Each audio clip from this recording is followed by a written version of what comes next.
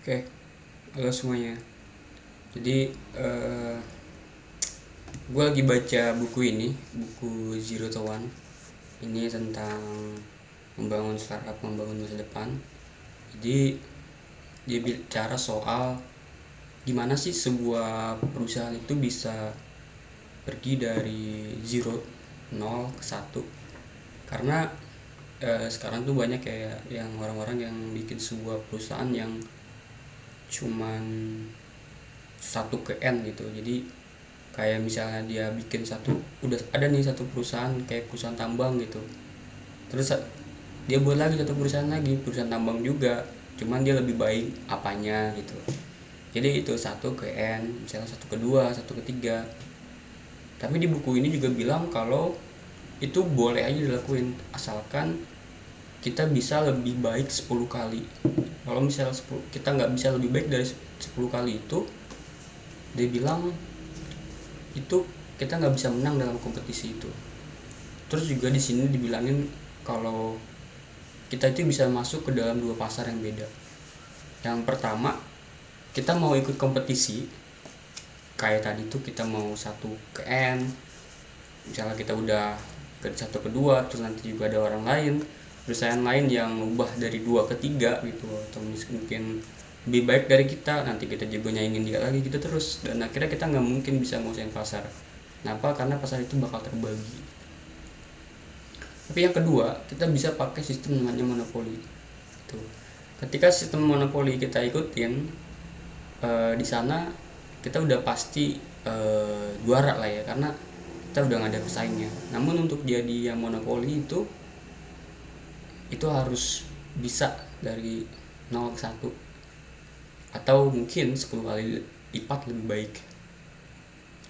Kalau misalnya ingin monopoli, di buku ini dibilang kalau ya kita harus buat dari skala kecil dulu, lalu ke yang besar, pertumbuhannya bagus gitu.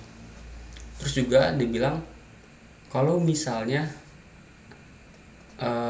sebuah monopoli itu bakal berhasil, atau mungkin senjata rahasianya adalah paten gitu.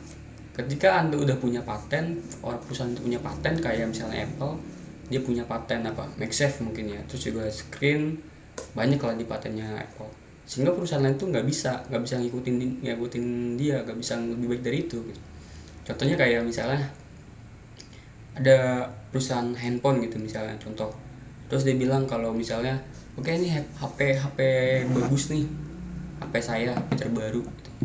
Terus dengan layar yang bisa nangkep puluhan atau ratusan juta warna gitu, terus dia juga bisa gede layarnya misalnya, terus juga ukuran baterainya gede. Apa kompetitor lain bisa ngelakuin hal sama? Bisa banget.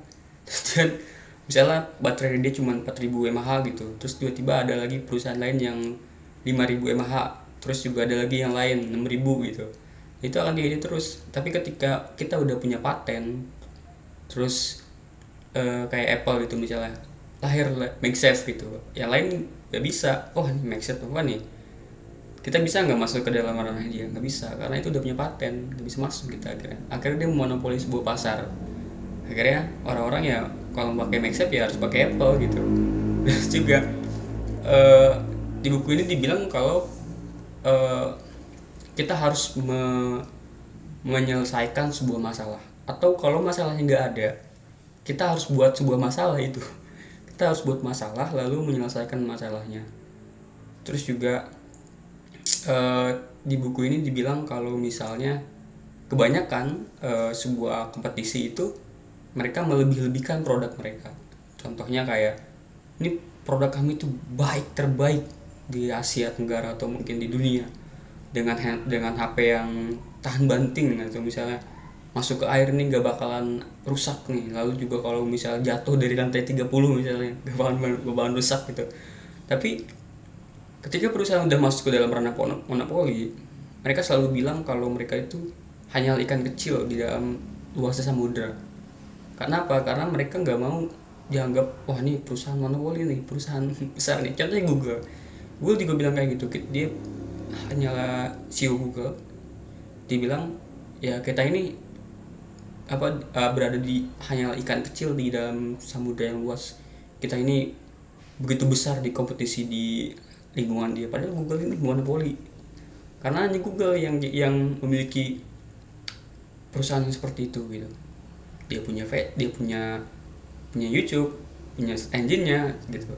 Algoritma Google tuh dengan cara apa dia bisa baik, lalu dia ditemukan, sekarang algoritma dia dipatenkan, sehingga search engine yang lain itu nggak bisa pakai algoritma yang punya Google itu, sehingga dia bisa terus di atas karena dia monopoli. Yang seperti tadi bilang, kalau monopoli senjata utamanya adalah paten.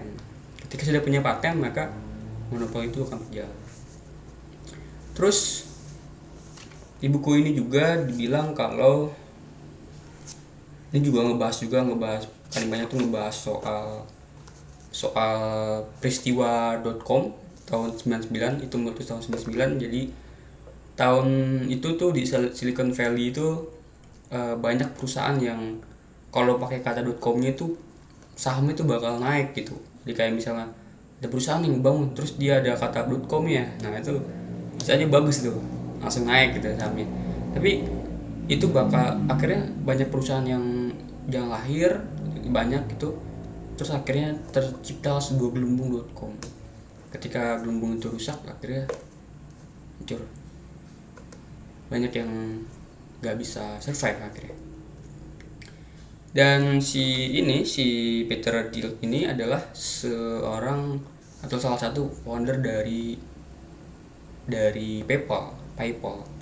Dan PayPal itu dibilang kalau misalnya dia pakai strategi yang namanya strategi viral.